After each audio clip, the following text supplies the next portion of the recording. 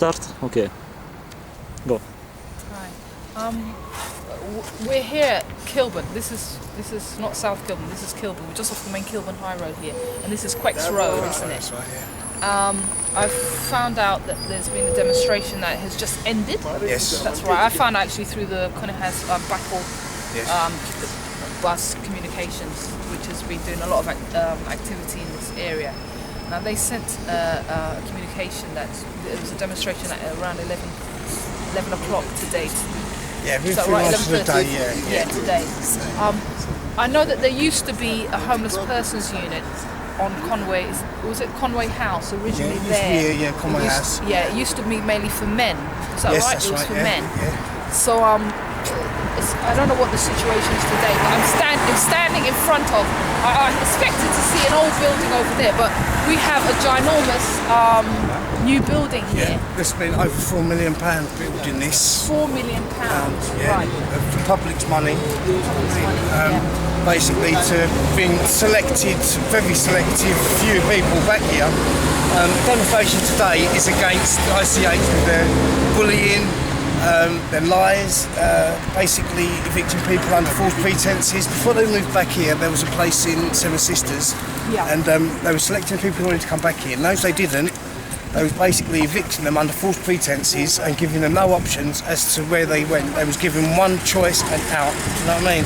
So let me just understand this. Are we talking about the original Conway place that existed before? It's the same people, ICH. So the original homeless people that were being housed at the Conway building Went to a temporary but however they were promised that they would be should be the beneficiaries of a new building. Of this building, building. So there was obviously but however, because obviously it's bigger, like I said, so it should have housed everybody because it's much bigger than the original building. Right. And for £4 million, you'd have thought they'd have made more room for more people, but how is it possible that they went through a selection process to select some people and some that? That's very odd. Basically, it's down to do with management and Mob Marland. What excuse have they got for having a bigger building and not being able to house everybody from the they previous won't give us an excuse. They are proven liars. We've proved that they're lying through emails, with their correspondence with Camden Council and back and forth with other people about procedure, evictions, the selection process of our people, and the way people were treated. Basically, altogether, by Mob Marland, who's being treated, is acting as if he's got no one to answer to. Right. So we're saying that some of the original people that were at the previous building have been denied a place in this brand new building. Me for one, yeah. I was here. I came out of jail. I was a 20-year drug user. I cleaned up my act. I was clean for over a year. I had a heart attack in jail. I had a stroke in Seven Sisters, and when it was time to come back here, they sent me back to the worst hostel known in Camden, and I told them, listen, I will end up killing myself if I go somewhere back like that, and they said, we don't care. Yeah. Do you know what I mean? And it's all these sort so you of went things. through a whole struggle and hassle. So right now you don't have a place in this. No. Here. I was sent to the worst place possible rather than being sent back here because I didn't fit their criteria. Although I was here originally. Right. You were one of the original people. So how many people have maybe been excluded from this new building? It's numerous. I mean, there was at least 6 or 7 here today alone. But obviously, if they got funding for this building, it was on the premises of that they were helping people like yourselves in the beginning. Back into, yes. And on that premise, they got money for having done, having helped you in the first place. Right. Obviously, this is a very. And they took people from other hostels in preparation, taking them back into Seven Sisters Hostel. Yeah. And evicted those they didn't want in preparation of coming back here. The selection process, they were sending members of staff around to other hostels to interview certain people to see if they fitted their criteria. If they didn't like them, they didn't come. And those that were already in place there were evicted or displaced under false pretences. And basically, the comments and remarks they made on their eviction papers have hampered their progress and move on in other hostels. Because people are saying, well, we can't take these people if these are problems. And there's documented evidence that he lied. They're proven lies in emails. At the moment, we've got complaints going through with Camden Council over certain things. I mean, we've got members of staff and ex-residents here today protesting against the behaviour, the bullying and intimidation. And if you have a complaint procedure, you go in front of the management. It's two members of the management and yourself. They say their piece, and if you ask a question or make a comment, you're told you're disrupting the meeting and it's ended and you're kicked out. You have no voice. That's why we've organised the Camden Homeless Voice for people in this situation to be heard and get support. Because the trouble we have, and that is what I've noticed in many of the women's hostels, I haven't even experienced it myself, is that there is a very vulnerable situation whereby, unfortunately, it can be abused. As a result of people becoming more vulnerable to being homeless, knowing that you're very lucky to get a bed, let alone a room. That's right, and you're vulnerable. And as a result, people can sometimes use that to intimidate people. Exactly. So people become afraid to complain because they know if they complain, they could lose their bed and they could be on the street. That's exactly the network we're trying to support those people. Yeah, so I have actually witnessed that firsthand, and I've been told at a women's hostel how the women said, when something was very unsavoury, we witnessed it. They said, "Don't complain, because if anybody complains, you lose your place. You lose it." So it happened to me. Yeah, it happened to me. So we're saying this happening amongst men as well. Homeless men, that you're too intimidated to complain. It's ridiculous. Basically, the amount of it happening has got to a boiling point. It's got to a point when someone's got to say something. Yeah. Do you know what I mean? And I got moved to a terrible hostel, and an ex-member of staff was trying to contact me for my voice to be heard.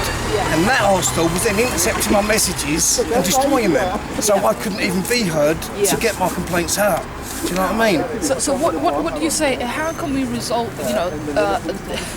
protect homeless people from rights in situations like that, so they're not victimised for making complaint and find themselves being forcibly made homeless? Because that's what you're saying, is that you've got people here that have possibly been evicted. You mentioned something about that somebody's been evicted. Yes, people were evicted before they come back here, before they got here. Since this place has been open, a month, 6 weeks, 3 people have been evicted already.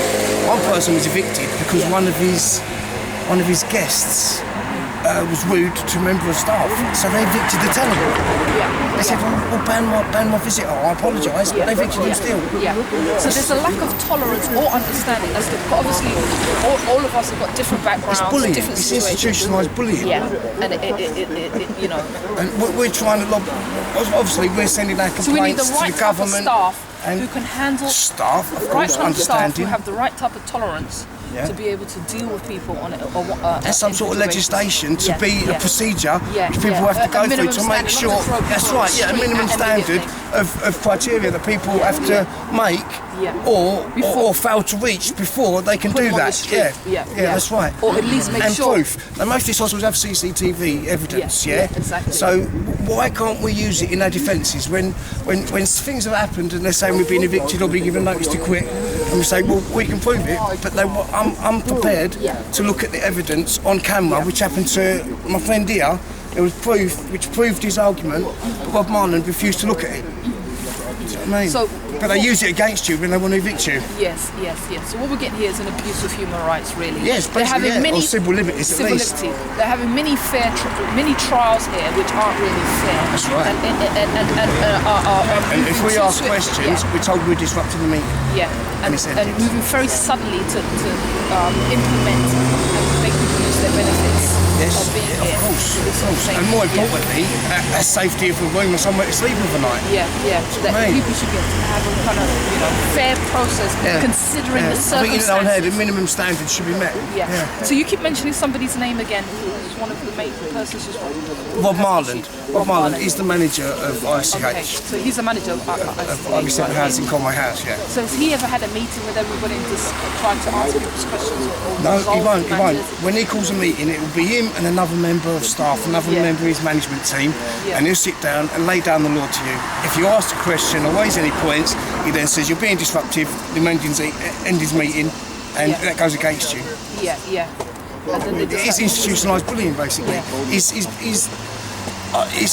It's come to ridiculous standards in there, where he's not answering to anybody, and he's just working without question, and it's unfair because he is working with vulnerable and often weak people are too scared to lose their place. They don't want to. They don't want to rock the boat because this is the best they're going to get. You know what I mean? Right. They don't want I've to be just kicked witnessed out. homeless people. It's freezing cold right now. I've witnessed homeless people sleeping down at Victoria. Oh, There's right. lots of homeless people right now in the freezing cold. So anybody in there obviously it would obviously you know. Yeah, of course. They do nearly anything they can and we to don't keep want that their to be bed. used as a Do you know what I weapon, mean? That's right. against people in the face. Which ultimately is being done. Yeah, so not only do you need a bed and a shelter, you need an environment where your rights and your voice can be adequately heard. And if you have a grievance, you have due process. We've set up an organisation called the Camden Homeless So that's Voice. what the Camden Homeless Voice It's is. all about, yeah, basically. I mean, obviously our first target is ICH and the institutional bullying there, but anyone else with issues, we want to help. Yeah, Do you know what I mean? that's fantastic, because I think there definitely is a need for that. Thank you. I've seen women intimidated, wanted to complain, and I was Bad enough when actually it happens told to men, that a when woman, women, it's ridiculous, it's disgusting behaviour. I was told that a woman did lose her room as a result of trying to complain. I mean, there was a group here today about a guy who got evicted from his premises. He was found dead the next day. Do you know what I mean? It's the vulnerability of people and we've got people in cold management spell coming up. You can't don't really take afford that into account. All they think is they're going home to their nice warm houses of the night, do you know what I mean? And they forget they come here and work here, but people, we live here. This is our home when we're in them, do you know what I mean? But do you think this government's doing enough for homelessness right now? Because No, I don't really. Yeah. I think they're trying to do enough for the government, but it's the people they've got in place that are taking advantage of the system. Basically, I think. I think the rate at which they're probably carrying out evictions, repossessing homes. Of course, and the complaints we made were investigated yeah. by the person who authorised the issue we had the complaint with.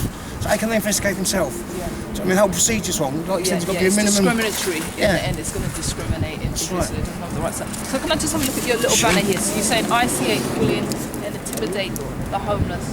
For more information, email camdenhomelessvoice@hotmail.com. This is your briefings here. That was in the Kilburn time. They issued one, and they keep hold of that. Okay. So the Kilburn Times managed to report They reported on your this. complaint should have. about bullying of homeless and improper management. Because this is the problem with. It's when you fight in the government, it's so homeless hard issue, because they're all just closing ranks and they're all defending each other. Do you know what I mean? Yeah. So it's not just the question of just. Fundamentally, it's Camden Council who fund these. Do you know what I mean? Yeah. And it's sometimes we're looking at Camden we've already got a quick pathways. turnover as it is. Yeah. We got video of the protesting. And also the policeman, one of the police sergeant did a group photo. Okay. So we'd like to give that to you.